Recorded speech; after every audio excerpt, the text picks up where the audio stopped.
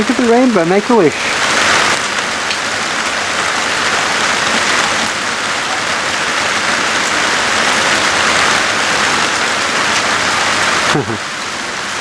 Look at this rain, eh?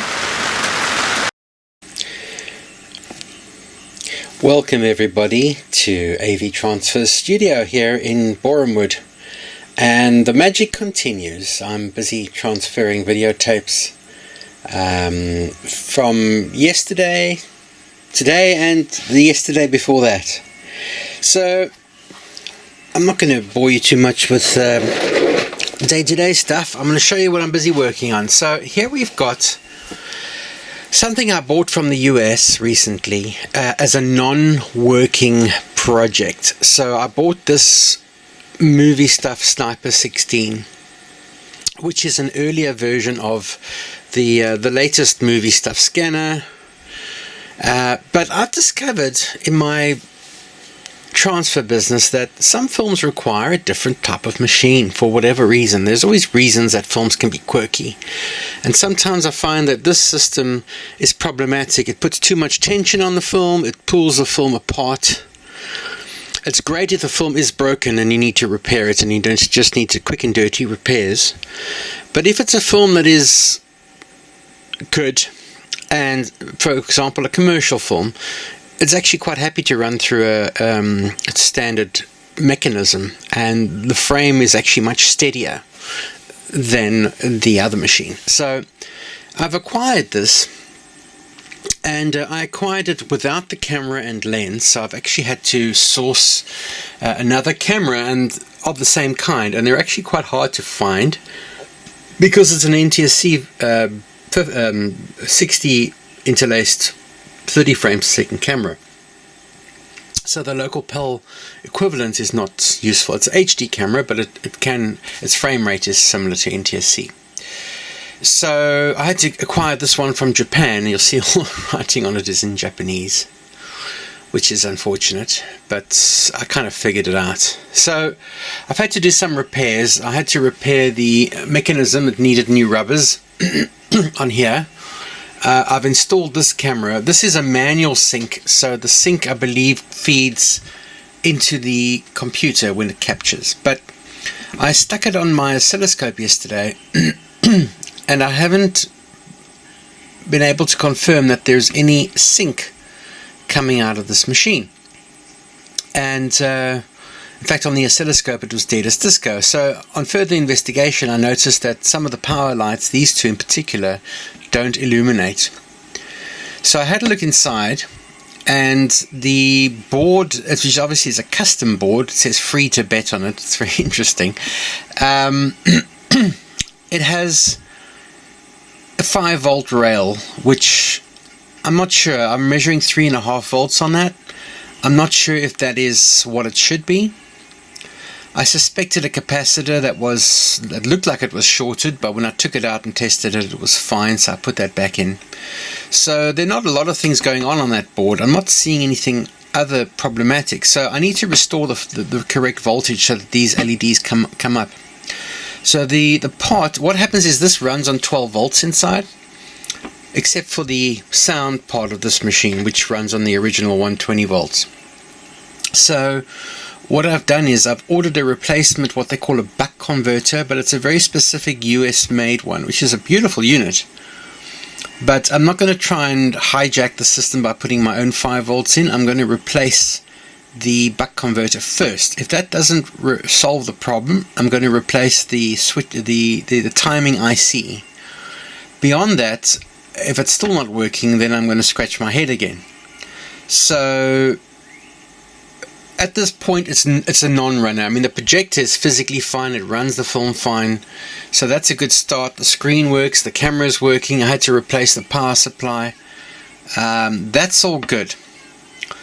But the problem is that the 5 volts is not there. These would light up if they were. And there's an LED on the board itself, which is not lighting up. So my first suspicion is the buck converter. Why it would have failed, I don't know.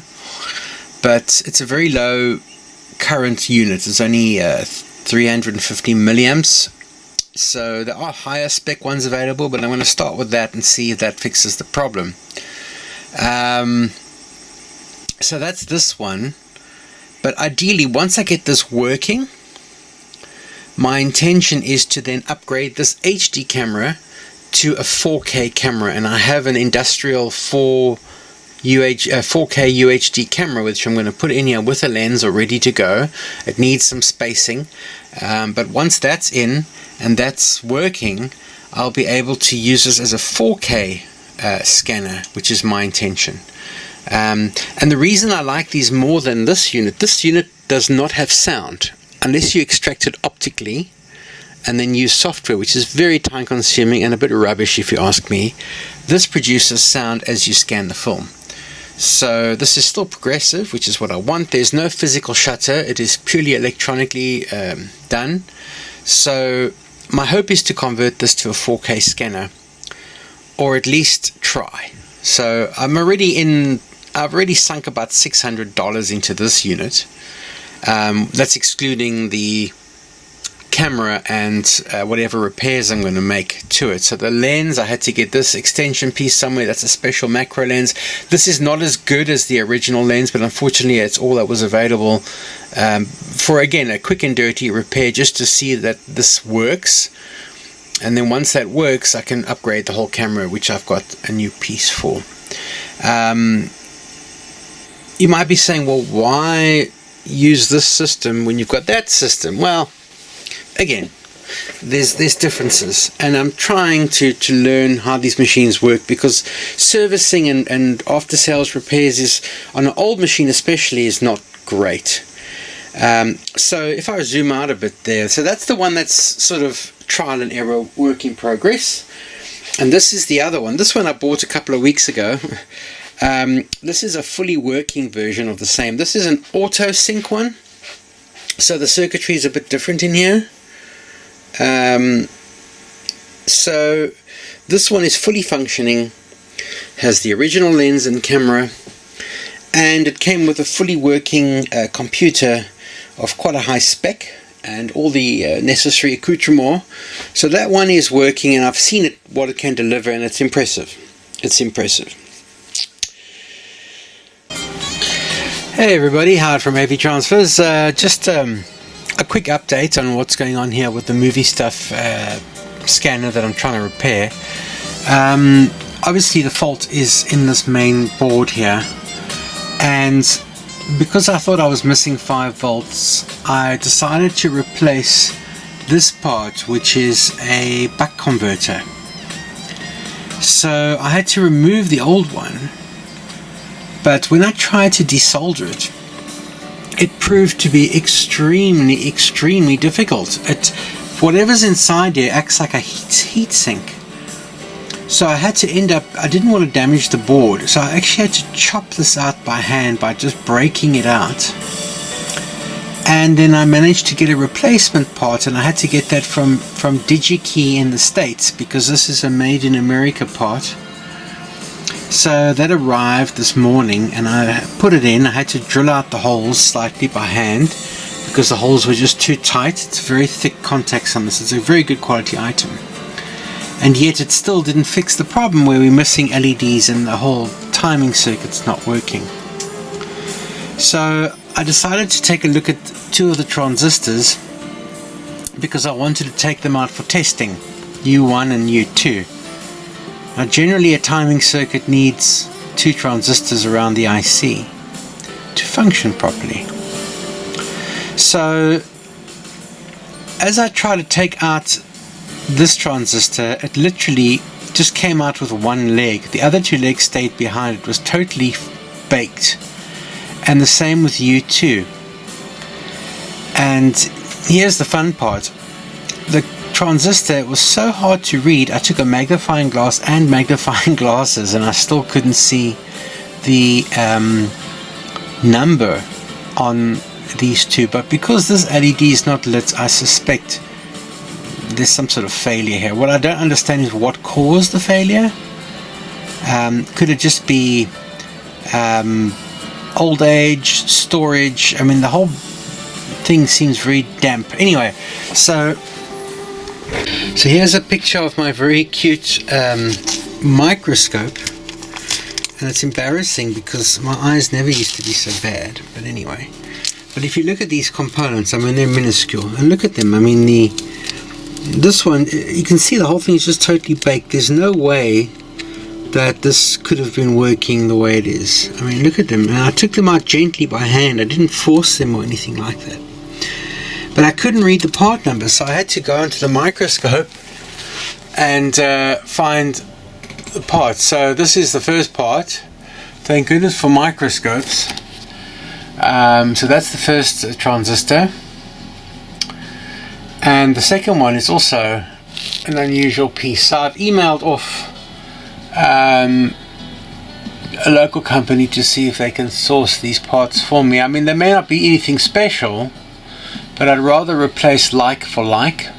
And just looking at the bottom of this thing, it's totally baked, so it must have been some sort of catastrophic failure. The third transistor seems okay still, but I've taken a note of the number, and I'll see if I can get a backup one of those as well. And I'm hoping that if I replace those transistors, I should be able to get the sync circuit working again. But frustrating. You know, why did someone let this fail, and why didn't they replace it? But having said that, you know, even with those two transistors out, the machine is still behaving exactly as it was before I actually noticed there was something wrong. So obviously these were not even functioning. But it does seem that all the voltages are there. It does seem to me that the transistors failed, maybe from overheating, overworking, or just, I suspect, corrosion. So yeah, I'm going to wait for those pieces to come in, find them and get them and bring them in, and replace those and see if that brings us back to life. I'll be very happy if I switch this on and it comes back to life. But because I can't continue with the scanning upgrade and so on until I get the sync circuit working. So yeah, that's the little rabbit hole we're down at the moment. Thanks for watching. We'll update it as soon. Hi everybody, this is Howard of AVtransfers with another update. So there's good news and there's bad news based on the developments with the Moviestuff additional film scanner that I've got, 16mm, which I'm trying to retrofit for a new 4K camera. Well, the issue was it was bought as a non-working machine, and now it's has to be working before we can, you know, update it to being 4K. And after scratching our heads quite a bit with a bit of help from somebody who's more knowledgeable in every possible way than I am, we've managed to track down the fault with the LEDs not working on this machine, and also with the sync. And now it works, and the sync circuit is working. Almost. Well, let me explain what's happening now. So as far as I know, okay, the lens in here is one of my own homemade lenses. The camera is the camera I've sourced, but the hardware in here is now working correctly. So what happened is there's two voltage regulators in this machine that, when I tried to pull them out, were completely messed up. They literally fell to pieces, and they were so small I had to use a microscope to see the values. Anyway, I asked a friend, and he found equivalents that were much more powerful, much heavier current, from a few milliamps to being 1 amp power regulators. So those two regulators have been replaced, I think U1 and U2. Those are the part numbers of them, and that rectified the problem. Which brings me to the next part of the problem. So part of the system, it requires certain software, which obviously I still have, which is fine. But it requires a PC that is running a Blackmagic intensity card to capture the picture and the pulses for the sync. So the problem is, I bought this computer for not very much, I think £45. It seems okay. And I did a few things. I updated the hard drive. I replaced it with a solid state drive. No problems. It's running, I think, Windows 10 or 11. It's something quite newish. It's got good specs. It's like an i5 or an i7. Didn't pay a lot for the machine. But I'm just unable to get the Blackmagic cards to work in this machine. It will load up and look like it's working, but it will actually just not let you change the source, and it'll just give you the blue screen of death occasionally, which is unusual for Windows these days.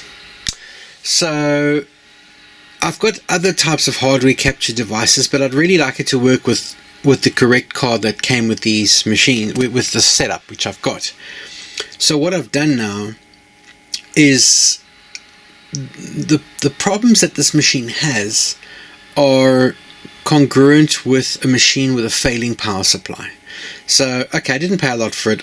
Maybe the person who sold it to me pulled a bit of a shyster move and gave me a borderline power supply. If something's been used a long time and just been powered, it can kill the power supply. And a sign of that is that when it restarts, it doesn't always restart. It just goes into like a power sleep mode. When I shut it down, it doesn't actually reboot again. So I have to do a hard reset with the power at the back. So I went onto eBay and I've ordered a replacement 500 watt power supply. The one in here is only 250, which also may be part of the problem. So that's on its way. It's £15 for a brand new power supply. I've tried to find a Fujitsu, but I'm just going for a generic Chinese brand because I figure it's good enough. So when that arrives, I'm going to install that in here. If that doesn't solve the problem, then I'm going to put a USB 3 card in here and use the Intensity Shuttle, which I've got, which is an external Blackmagic capture box, which will do, hopefully, the job. I just want to get it working, and then I'm going to deal with the camera upgrading, which is another whole section. But that's the update for now.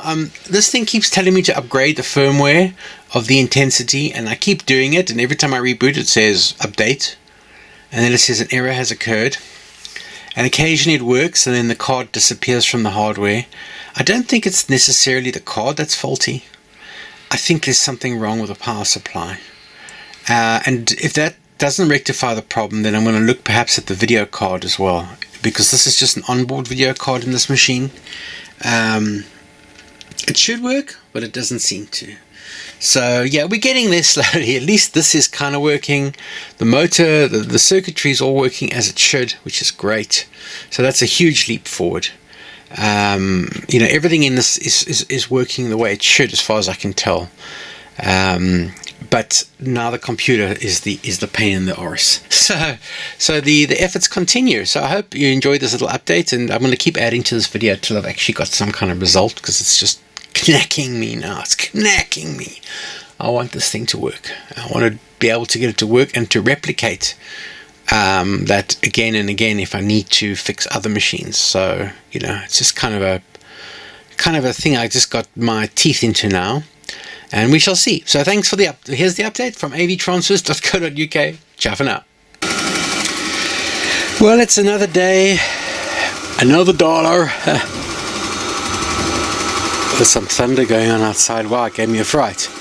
So here we are. And the good news is we have fixed the Sniper 16. The sync circuit is working correctly. The camera has got the correct lens on now. Picture and sound are running through. I relabeled these because they were labeled wrong, and it is capturing the signal. Now if you see this sort of flickering, that's because it's capturing all the frames. When it gets processed, it disregards the rubbish frames and only takes the ones that were in sync, producing a progressive picture, which I'll show you at the end. But everything is working correctly now. The camera that I brought in from Japan is correctly capturing the information. The image is clear and focused. The projector is running as it should be. Now, there was one issue that I couldn't get the sync to work, and I discovered afterwards what it was. Inside the motor, of this separate sync model is an AC motor, and this motor had been set to 60 Hertz because this unit came from the US and was used domestically in the US. Now obviously here in the UK we use 50 Hertz, and even though you're stepping down the voltage, the frequency is still 50 Hertz. Now because it was AC, I had to physically turn over the pulley that is inside the linkage on the motor. So I had to disconnect that and reconnect it correctly lined up for 50 Hertz. And that solved the frame rate issue why it wasn't capturing clean frames. And with that, I'm happy to say that part of the task is done. So the next part of the task will be to try and figure out how to use a better and higher resolution camera on the system, but that's a task for another day. But for now, that's it. I'll add some footage at the end of the material and hopefully show you some good pictures. A minute.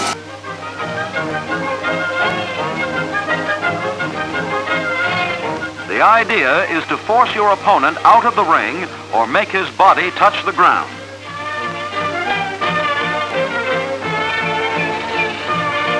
With these fellows, that's quite a large area.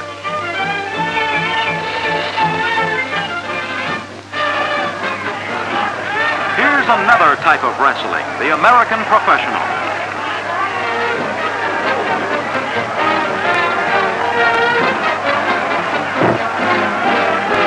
If you get the part of the hero, you're bound to win the fight.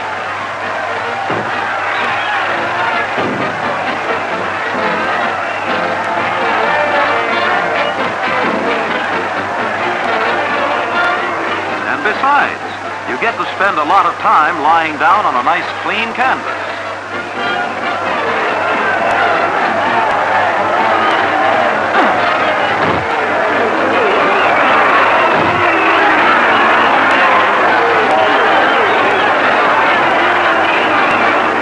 Victory like this and he'll be dead. Since women's suffrage, the weaker sex has been willing to try anything, and here's proof. The ladies like to come and learn new ways to torture their husbands.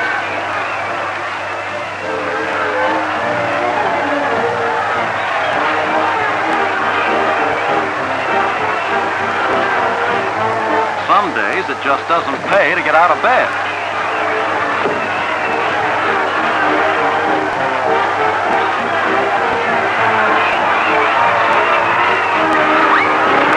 The idea is to do your opponent's hair with pretty bangs, and whoever does the best job wins.